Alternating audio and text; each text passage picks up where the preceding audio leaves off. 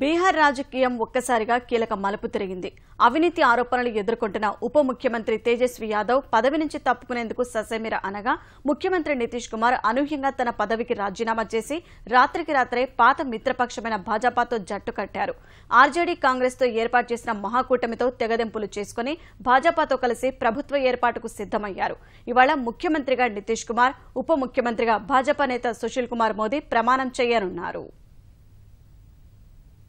బీహార్లో ఆర్జేడీ కాంగ్రెస్ తో కలిసి మహాకూటమిని ఏర్పాటు చేసి ఏడాదిన్నర పాటు ప్రభుత్వం నడిపిన జేడీయూ అందులో నుంచి వైదొలిగి భారతీయ జనతా పార్టీతో కలిసి కొత్త ప్రభుత్వ ఏర్పాటుకు సిద్దమైంది. ఈ క్రమంలో 24 గంటల వ్యవధిలోనే పరిణామాలు చకచకా మారిపోయాయి. కొన్నాళ్లుగా అధికార కూటమిలో నివురుగప్పిన నిప్పులా ఉన్న విభేదాలు బుధవారం ఒక్కసారిగా భగ్గుమన్నాయి. ఉప ముఖ్యమంత్రి ఆర్జేడీ అధినేత లాలూ కుమారుడు తేజస్వి యాదవ్ పై వచ్చిన అవినీతి ఆరోపణల విషయంలో సచ్చీలత నిరూపించుకోవాలని జేడీయూ ఎన్నోసార్లు చెప్పినా తిరస్కరిస్తూ వచ్చిన లాలూ తన కుమారుడు రాజీనామా చేయబోడని బుధవారం స్పష్టం చేయగా కూటమికి నేతృత్వం వహించడం ఇక తన వల్ల కాదని నితీష్ కుమార్ తేల్చి చెప్పారు. లాలూ ప్రకటన వెలువడిన గంటల వ్యవధిలోనే ముఖ్యమంత్రి పదవికి రాజీనామా చేశారు. వెంటనే జేడీయూకు మద్దతు ఇస్తామని ప్రకటించిన భాజపా నేతలు ఈ మేరకు గవర్నర్ను కలిసి లేఖ కూడా సమర్పించారు. నితీష్ కుమార్ తో సమావేశమై ప్రభుత్వ ఏర్పాటుపై చర్చించారు. అనంతరం నితీష్ కుమార్ తో పాటు భాజపా సీనియర్ నేత సుశీల్ మోదీ, ఇతర నేతలు అర్ధరాత్రి గవర్నర్ కేసరీనాథ్ త్రిపాఠిని కలిసి ప్రభుత్వ ఏర్పాటుకు అవసరమైన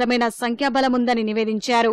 लोगों ने 132 विधायकों के समर्थन का पत्र उनको सौंपा है, जिसमें जनता दल यू, बीजेपी, राष्ट्रीय लोक समता पार्टी, लोक जनशक्ति पार्टी और हम और 2 निर्दलीय 132 विधायकों के समर्थन का पत्र हम लोगों ने समर्पित किया है और माननीय राज्यपाल ने मुख्यमंत्री जी को शपथ ग्रहण के लिए आमंत्रित किया है। 10 बजे राजेंद्र मंडप के हॉल में शपथ ग्रहण का कार्यक्रम संपन्न होगा.